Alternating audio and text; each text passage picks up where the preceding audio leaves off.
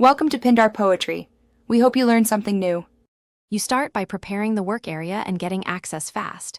Disconnect the battery to prevent shorting, then remove visible screws and pry the trim away gently so clips don't break.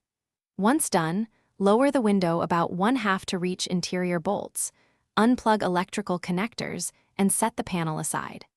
Make sure to label screws and keep them in order so reassembly is smooth. This saves time and prevents lost parts while revealing the lock mechanism for inspection. Now you inspect the mechanism closely to determine the fault. Check linkages for bends, worn splines, broken clips, or rusted pivots. These cause binding. Next, unbolt the actuator and detach the rods using clip pliers. Note orientation so reassembly matches original geometry.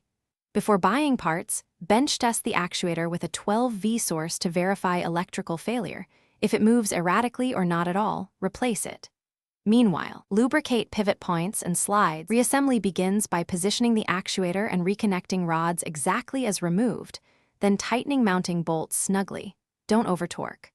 Once reconnected, restore the battery and cycle the lock with the key and switch while watching linkages.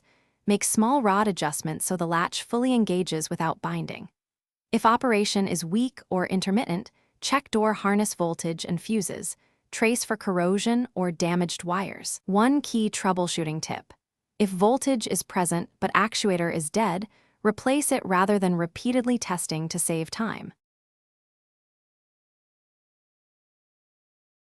Thanks for watching. Consider subscribing if we helped you.